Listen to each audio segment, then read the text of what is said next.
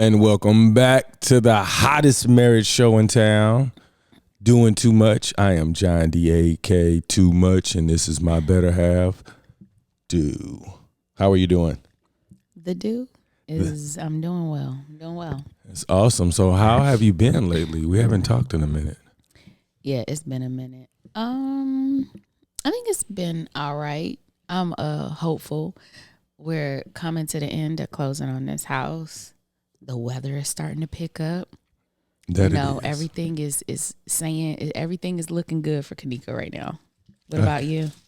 Life is going well, about as well as it can be. I have a wonderful wife and beautiful kids and two good-looking dogs. Wait, have we talked about our second dog? I don't know, but we can, just in case the world doesn't know that we decided to make life a little more difficult. So, yeah, he always swear that 2 is his number, but for some reason he was really fighting me about this second dog. I mean, we got 2 kids, 2 dogs. Why not? So I, our first dog, Kingston, he's a Springerdoodle. So I was looking for another Springerdoodle, and we found this handsome young chap named Bruno. We might have talked about Bruno. We did now, because I remember because he was making noise. Yeah, he was. Yeah, but Bruno's bigger now, because when I grabbed him today, he's definitely heavier than he was. Well, he's definitely also more aggressive. For sure. It's a good aggressive, though. He's not making anybody uncomfortable. No, but so that's another thing that I'm enjoying. I'm enjoying that part too. For sure. I got a question from, just to let you guys know, we are almost, I think 40, I think this might be 42nd or 43rd that'll be documented. But what have you learned through this process of podcasting? That's what I wanted to know. Like, I have a lot of reflection and just wondered what you thought about it, because I haven't asked you that question off air either. What have I learned?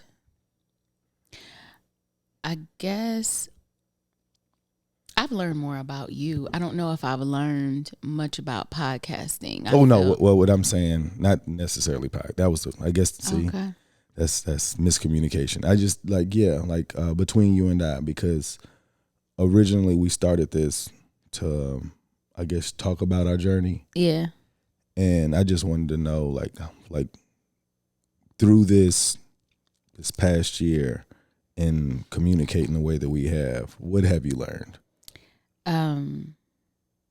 I've definitely learned about going into a conversation assuming. I feel like in the beginning, it's funny because when you asked me about that, the first thing I thought about was there was a conversation we had on one of these, and like it broke out into a for real argument where we just stopped recording. I deleted that mug, y'all. It was just outlandish, and we don't have those. And any time we argue, we don't have a lot of blow ups, but when we have, we have to break and go somewhere else and come back. And I've noticed that since we've started, we're so much quicker to come back, and we really start to dissect. Like recently we had an argument about finances. Not that we're having trouble with finances, but future planning of finances. And so the way he approached me about it, I did not like it.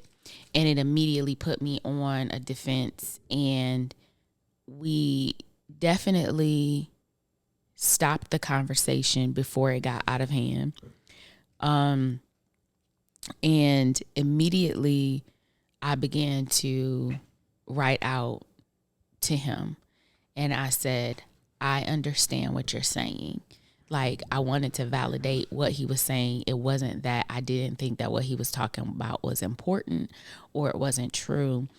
But then I started to write out number 1, number 2, number 3. Like, when you said this is what I thought about. I need you to see the chain of thoughts and defenses that came up because of what you said. And, it bothered me. It hurt me. But I definitely understand what you're saying.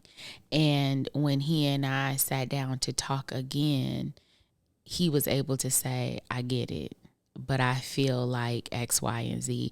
And the thing in the end was when I said, the next time you want to have a conversation with me about it, I'd like for you to come and ask me about it, not come and tell me what, he came in and he was like, this is what we need to do.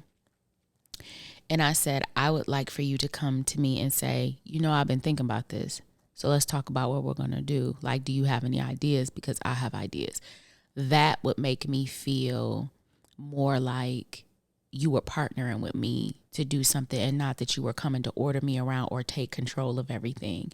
And I just feel like going through this, I know you guys have heard John say a million times that was miscommunication or, that was miscommunication. And I think that that's ingrained in me now that, okay, there's a barrier. So let me break down where he may have misread what I was saying. Let me acknowledge that I feel that I had to have misread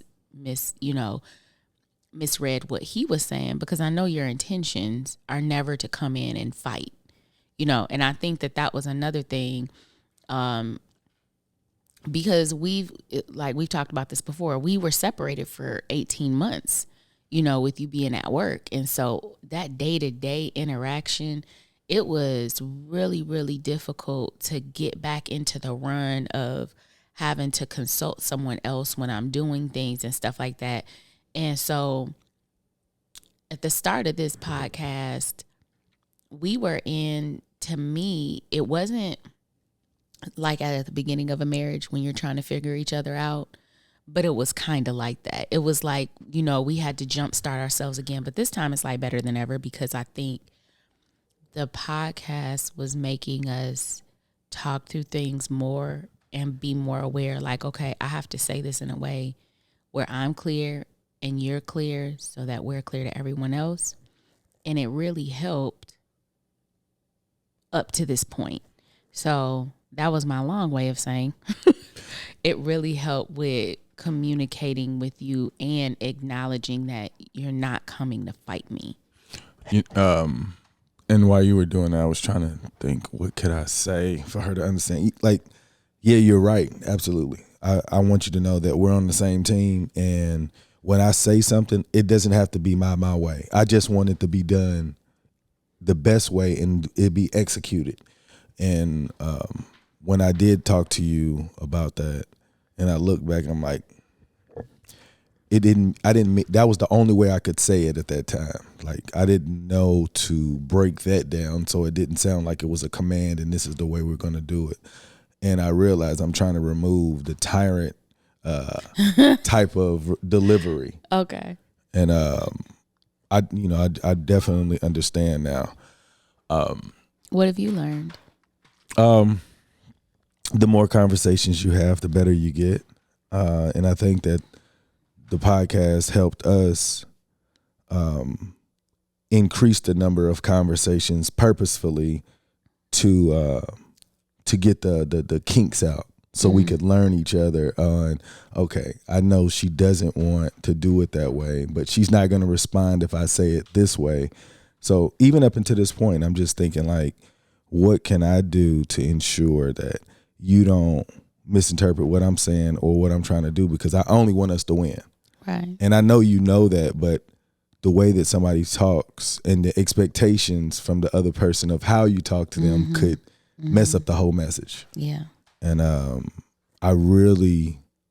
appreciate the podcast because those were intentional conversations. And it's just like playing basketball. You put those hours in, you're going to get better. And I feel like the hours that we've put in conversing has allowed this relationship to look more polished. Yeah. Our conversation. And it doesn't mean that you need to pick up mics and headphones and get a podcast to do it. Y'all could, have a purposeful conversation because I remember when you and I barely saw each other because we were like two ships passing in the night, grabbing kids, going to work and stuff. And we never really had the opportunity to sit down and have a conversation just because we wanted to talk to each other. Correct. And, I was just thinking also, there were times where you didn't want to talk to me because, like during this last year, like because it was so heavy. Yeah. And it was like, I don't feel like doing all that thinking. Now, to me, I feel like our conversations, you don't make me feel like I don't have to bring anything up. Yeah. Well, it's like, and like I said, when we were apart, I was running this household, you were running that household. And so there were a lot of things I didn't have to discuss. So getting back into the groove of discussing things and like having to consult with another person to make sure that we could do this and do that, it just felt like there were so many people in the house and there were so many moving parts. And now I got to talk to somebody about this or about that. And I didn't want to talk. I had to get used to again. And it reminds me of, we used to talk about single women and them being used to doing things the way they do it and then having a hard time giving up that control to a partner when a partner comes. And now I have a better understanding of how disorienting that can be. When when we started out in Atlanta, we did everything as partners. Then, okay, so we're going to do this half and half. We're going to look at this. Well, there were a lot of dictatorships going on at the time. But the point is that I grew up knowing that that's how I learned how to have a family household. And then while we were apart, I had to learn how to run a household where it was just me making all the decisions. The transition was so hard for me because it was just hard, and I didn't think it was going to be that hard. I remember I used to say, women don't want to do it all. They don't. So they want a partner that can come in and is competent and able to help them run a household together because it takes the stress off of them. But when you came back and you're like, yeah, I can take this, I could take that, or I can, I'll take this responsibility. It was like, I was like, thank you.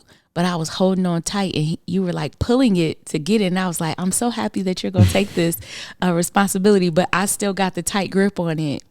I just didn't want to let it go because then it's like, and I know who you are, but I still was like, I feel more secure in knowing how all the parts are moving when you're because doing it. I got it. Mm-hmm. Yeah. And so it's funny because now I have a different thought in my head of when I say, when a single woman and especially a single parent, because then you got other moving parts. So when they have someone in their life or even a father, I don't know how the man would look at it, but when you finally have that partner, how hard is it to let go of those responsibilities? Because it was a struggle for me. Well, I'll tell you this. Just thinking about when I was like reflecting, like I didn't think it was difficult. I thought it was necessary. Like in my head, I thought it was going to look like that. Mm-hmm. Like I knew that when I was coming back and I was like, if you and I are going to become effective communicators to just each other, that we're going to have to figure out what we didn't like and address that. Like, why didn't you like it so that I can make sure and I won't do it again? Because I know that our conversations were limited because of the way that I was delivering my information. And I felt like it was important. But if I delivered in a way where you don't want to receive it, it's not that important. It's only important to me. So it made me kind of like be more thoughtful of how I wanted to give information outside of the last time. With the finance aspect, I didn't think about it like that. To me, I thought you were going to be like, yeah, that's a great idea. I thought about it, but I didn't follow through, but it was nothing like that. No, I was like, what? Yeah. So going forward, even just today, like, whatever that I want done, I think it's in the best interest of the family, and the way that it comes out, I'm definitely working on that part. if that makes sense. It does. But this is making me think. I was saying from my perspective, but I am wondering about yours. Because this might reflect on people who are joining into a relationship or even marriages now. How did you feel coming back into the house and trying to assume responsibility for things in the house? And I was like on a tight grip. Well, so I just had a different perspective anyway. My mindset was set to make sure that the kids knows what 50% look like. Mm-hmm. Like, I felt like after the number of things that you were responsible for, I was like, they're going to see the behaviors, and I need them to know like when their father changed. So, but if there's a man who is coming into a woman's life with kids and he's like, we're about to do this, and she's sitting here like, I've been doing this, the independent woman thing that has such a chokehold on us sometimes. I have a new perspective on it, but as a man walking into it, how did you feel? That's what I'm saying. So, in my head, it didn't matter what it looked like. Like, to me, I felt like you had done so much before I got to that point. I was willing to do whatever so that you could see that I was for real. So if I could show you that I was willing to take all the burdens that you did have, not burdens, but the day-to-day tasks and responsibilities. If you could see that no matter what you put on me, that I was willing to do it, I wasn't going to complain. And he was like, okay, that at some point we could cohabitate and be effective with all of it versus me just saying, look, I'm going to do this and then just lie to you and go back to old behaviors. So a new guy, he'd have to come in with patience. Complete patience. And he has to believe that that she's right, because that's all she knows. In this house, she's right until we can. Yeah. So taking a little bit at a time. Yeah. So I think I didn't have a problem with any of the responsibilities because, like I said, I really reflected on how much you had been doing in all of the other years of our household, and I was just motivated to showing you that I think I understand what it takes to be a man to protect his wife mentally in the household before she even goes outside. That's the reason why I said I enjoy trying to do breakfast, because I feel like if I could give you a good jump start in the day, that your day was going to start off great. It doesn't have to be like grumpy and so I was just in the mindset of like, what can I do to make my household better? So a single man, it doesn't even matter. Anybody in a relationship, you should approach it as if the other person is right. And and the things that you disagree with, find out why you're disagreeing. And most of the time it's going to be from your childhood, how you were taught throughout your journey of life. And now you're coming to the point where you're discussing things in a way where, do we need this or not? Yeah. And if you don't know how to talk, it sounds like one person's going to say, we need all of this, and whatever you need, we don't need. You know what I'm saying? So like, this is the right way, but the right way is when both parties agree that this is the right way. Okay. Yeah, I agree with that. Yeah. Yeah. So I definitely knew that it was, like I said, I don't think it was difficult. I thought it was necessary. I just thought about how many things we swept under the rug through our marriage. And now it's like, I don't want anything under the rug, because if I pull this rug up, you need to know I've already cleaned under it. You know what I'm saying? So I don't need you. Like if you don't have to worry about me, then that means it's less stress for you. Like, you know what I'm saying? Like, okay, I know John is going to take care of this, this, and this. He's not going to do any of that. He's going to make sure this is done. It's less stress on you because of what you've been doing for the household. So I'm like, how can I secure the trust again to say, okay, this is the person that you thought you married? Yeah. And I think that just came through maturing over time. And I really believe it's the diet. Gosh. Because I mean, that's when everything started to happen. I could say it's when I turned 40 and then I started to grow up, but if I didn't change my diet, I don't know if I would have matured the way that I did. Okay. So transitioning into where we are now, Right. telling people, how do you make a better relationship? I don't know. I don't know how to exactly give that answer because, I feel like based on the practices you've already had, you got to approach people differently. I don't know. Because what I needed in order to be able to be fulfilled in a relationship and fulfill someone else would be different for someone else. I had struggles that other people wouldn't have. So I don't know how to say that without it being really individualized. Well, so when I look at it, I've looked at all the relationships I've had in life, from friends to girlfriends to marriage to being a son, being a parent. I think being clear of what you want and why, being able to do it where the other person, when I was trying to figure myself out, when I was this outgoing guy and all over the place, in my head, I was like, this is what you're going to get. That's who I am. If I talk to you like that, it's because that's who I am. But if you think that you can get better, as far as, okay, can you say this in a way that won't offend the person that you claim that you love and you want to be with for the rest of your life? Because you wouldn't talk to your manager like that. You wouldn't talk to a stranger in the street like that. So why don't you protect the person that you do care about the way that you protect these other people when you leave the house and how you talk? So sound like you're talking to them so that I don't feel offended. You know what I'm saying? That's that Nikki Giovanni, James Baldwin conversation. Hey, I will always go back to that because it's true. Like, take as much care and thought in how you speak to me as you do the people out in the world. Yeah, I think you're not afraid to have a knockdown, drag out fight with me.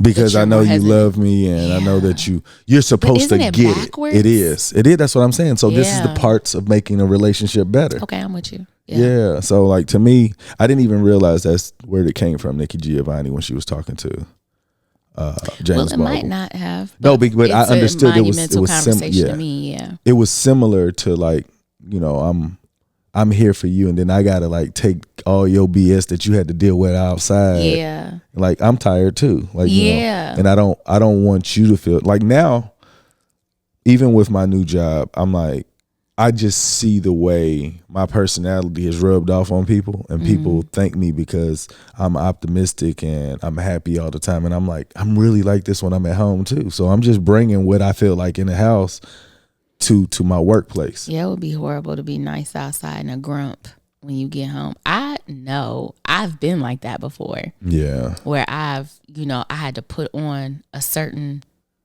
face while I was out in the world, and then I come home and I was just like letting loose. So it's what's so crazy? You're letting loose. I don't really know what that looks like.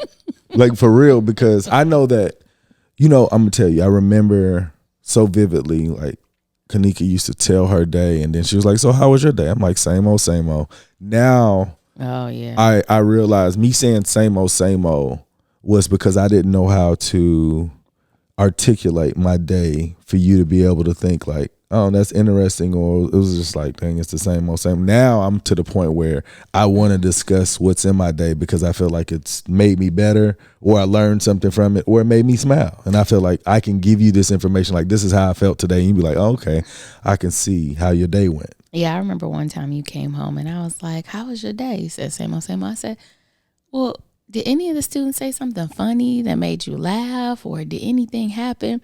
I'm like, no. And I'm like, now, I was teaching. I knew these kids were crazy every day. It was always something. Yeah, I just realized it was me. But now, yeah, when you come home, it's like, I met somebody who wrote a book and we were talking about this. And I'm like, okay, look, when he gets in, when the day is over, he has a whole rundown of his day. And you're like, okay, he took in every experience today and he gonna recap it. Well, what's crazy is that I don't, because I can't remember them all. Like, I have some really good conversations these days, and I haven't been doing what I've been trying to focus on because I'm caught up in having good conversations with people. When I say I have good conversations, they could be from any walk of life, like from homeless to very abundantly financially awesome. Like, you know, they could be from two different spectrums, but you can hear how people talk and what they want, what they don't need. And I think a lot of times, like, we just take it for granted that people want the same thing you want. And when I'm listening to these people, I'm like, okay, like we can do more. But coming home to tell you these things, to me, it feels like I'm showing you my different emotions I go through the day, like listening to something that kind of gives me motivation to continue doing what I'm doing. Well, shoot, that's all I wanted. You know, just a little bit of. Yeah, I know. I didn't know that though. Yeah. You know, I was talking to my uncle. Okay, so I had an uncle that died recently, Carl Lewis, and my youngest uncle on my father's side came in town with his wife, and I'm in the limo and we're talking, and she's retired, and he was like, I'm thinking about retiring in a couple of years. And she immediately said, I'm thinking about going back to work when he retired. And I was like, you guys sound like my father, because he said that he has to go to work to get peace. And I'm like, y'all need to work on it, because they really meant it, even though they were laughing. Right. Like no, for real. For real. And I was just like, look, if you guys can figure it out, you'll have so much fun at home. Like you'll be like, why did we work for so long and not enjoy each other's company? But they got to go through that tough part too, and they've been married way long. They've been married since he was 19, I believe. Wow. 19, very young, and they haven't even decided to go toward the thing that we decided to do. And I don't think you intentionally wanted to do that, but I was. I wanted to make sure. Dragged. Yeah. So, but I told them, I was like, look, y'all can work on, like, you're going to argue, because you're going to realize if you don't talk to the person, your person, enough, there are going to be parts that you don't know about, and you can do something to hurt their feelings, and it wasn't your intentions, but if you don't talk, you will never know. And I think a lot of the times before you and I got to this point, I didn't consider what was going to hurt your feelings, because I was like, she's married to me. She knows what I'm capable of. And I would just take it and be like, you know what, that's him, and I'm gonna ignore it and move on. And that, you know, that I'll say this, I'm blessed to have you, because I don't know too many women that were willing to wait that long for me to grow up. And when I say that, I'm saying it from the bottom of my heart. Like, if you did not have the patience, I would have been out here lost like these single guys that think they haven't mastered being single yet. Okay. Well. For real. Well, okay. I'm with that. Well, I appreciate your thanking me. Yeah. You're welcome. Yes. And that's why I enjoy taking things away from you if I can. Like, my nightmare was not being able to figure this out. Like, if I didn't figure this out, like, I feel like my figure what out exactly? Marriage. Okay. Building a relationship stronger where I can enjoy being married. Like, when I think about marriage, I think about us. Like, we've come a long way, but we wanted to be here, and we want to continue to get better. So I'm like, if I didn't get this part, I don't know what people would come talk to me for other than a good time. Yeah, and that's usually what it was. That's what I'm saying. Antics. Yeah. So, you know, I knew different things, but as far as my life is revolved around my family, being a parent, being a husband. And to me, I feel like I have valuable information that could help somebody, you know, to improve their household. Because, like, even last night, we sat, like, Dallas always wants us to be together and do something family oriented. And I don't have those ideas, so I told him to say it, but he doesn't want to do it unless Day's involved. So I was telling Kanika that I want to be able to make Day feel like she can't miss this opportunity with her family. And I'm like, why? You know, just like she's a teenager and all. I don't care about any of that because she's going to grow up and leave at some point, and then she's going to look back and be like, oh, I should have spent more time with my family. So I'm like, Day, I am so excited when you are here with us because it makes me feel like I'm a good father. And then she smiled, and like we were playing a game, a card game, and we enjoyed the game, all of us. But I want them to want to be a part of the family. I don't want to say, hey, this is what we're going. It's like forcing people to go to church when you don't want to go to church. And it's like, how can I make my kids say, hey, why aren't we doing anything together? Oh, yeah. You know what I'm saying? So Dallas would definitely say that. Yeah, and I feel like that's the way that you grow as a family. Like you make everybody seem like they're an important part of this process and they can have fun. Because when I went to Saginaw right before, I think it was a couple days before the funeral, I was talking to my uncle and my aunt, and I was just trying to, I guess, get them to understand what I want from my family, because I'm like, my kids never say, why haven't we been to Saginaw? Or why haven't we, like, it's been a long time. I was like, because Saginaw doesn't look fun to them. Because when I'm there, I'm talking to adults and there's nobody their age, with an exception of Hassan, our godson, but he's younger still. Yeah, he's still like 5 years younger. Yeah, so I'm thinking like, I understand why my kids don't say, why don't we go to Saginaw? Because that's an adult thing. I'm going back to talk to adults and it's not fun for kids. And, you know, my aunt said, don't worry, they'll figure it out. No, they won't, because I never figured it out. So how are they supposed to figure out something that I didn't want to do? You know, that's the same thing as me growing up. My dad's side of the family, I never was like, can we go over to, Because it's old people. That environment wasn't anything for kids to be like, I want to go over there. No, you sit in the living room while the adults are talking, or they send you in a room and you watch TV while the adults are talking, and the whole thing is adults are talking. Yeah. So, no, I get it. Yeah, so I was just trying to figure out how can we entice Day? Well, I'm hoping to entice her this weekend. It's going to be 80 degrees, y'all. It's going to be 80 degrees on Saturday. Now, today is cold. Yesterday it was cold. I feel like on Coming to America, he was like, see, right now I'm washing lettuce. But soon I'll be on the grill. So it's like right now we cold. But on Saturday, it's going to be 80 degrees. And so the plan is I want to go to Detroit, and I want to do Black Detroit. And I think we've talked about this before, but I like to frequent all the places or the Black businesses that I can that we could do fun things. Maybe like a museum, a restaurant, whatever the case may be. And so Eastern Market is not necessarily Black Detroit of what I'm thinking about, but it's outside.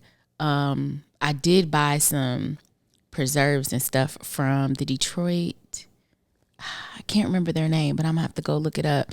But it was some young women, and they work with kids to cook and learn, the culinary trade. And they had preserves and stuff, and I thought that was really good. They got beautiful flowers. They sell t-shirts and stuff. But the idea is that you walk around and it's all these different things. You know what I'm saying? Then they got pierogies, because the Polish population, I think that's Polish. Population, I might be wrong, in Detroit, but there are a lot of things that are just Detroit. Yeah. And in Lansing, you don't just go out and just, peruse in certain neighborhoods. It's not really like that anymore here. It's not very lively unless there's something going on. And so I'm excited about having them walk around, go to the smoothie store, go to Detroit versus Everybody, which is right in Eastern Market. Go ahead, look at the murals on the walls, the graffiti murals. They're beautiful over there. And, after that, go somewhere else. Like, I want them to be out. Yeah. Outside of four walls, away from internet, and let's just have a good time. And I'm not one of those people who's like, y'all need to get off the internet. But our kids, literally, that is their primary source of entertainment. Mm-hmm. And so Saturday, I am so excited to get out of the house. And it doesn't matter what we come up on, y'all. we gonna have us some fun outside. For sure. The outside is calling us. That's what I've decided. I'm excited about that. Oh, we're winding down, but I wanted to mention how we believe, okay, so you know what? I'm gonna just save that one because I think that'll take up the whole. I'm sure we're not the only parents that have to go through this, but I'll do that for the next one. Okay. But is anybody you want to give a shout out to before we get out of here? Oh, yeah. Hold on 1 second. For sure. While she's getting that together, y'all gonna have to listen to this voice while I just run it. But I'm really enjoying being a father and a husband, like more than any other title that I've ever had. And when I say that, I mean it. Like, I want to be so cold at it that my friends be like, how did you get to that point? And when you get that cold at being a father and a husband, your family's happy. They're going to grow older and be like, man, my father did this. And I'm trying to rub that energy into the household so that we can lead by example. And when I say that, it's only to make families better. Yeah, I believe she's back. Okay, I'm back. So I want to give a shout out to the Detroit Food Academy. I found them at Eastern Market, and I got their peach bourbon jam, and I also got a raspberry lemon verbena. I don't know what this is, but it's super, super good. And they have very, very, it's very natural, actually. I don't see anything that I can't pronounce on this mug. It's only like 3 or 4 ingredients. So young, beautiful black women sitting there selling all of these beautifully packaged preserved, and they had like cereal bars and croissants and all kinds of stuff. But the Detroit Food Academy, that's who I want to give a shout out to. Awesome. Do we need to get that on the site? Yes. For sure. We'll get you guys on the site, especially before this weekend, so we can show you that you guys are on our site. Shout out to everybody who is trying to figure it out, to get better, not to cheat the system, because when you cheat, you miss the lessons. Make today better than yesterday. Don't worry about anything you can't control. GATA, get after that action, or that action will get after you. Boom.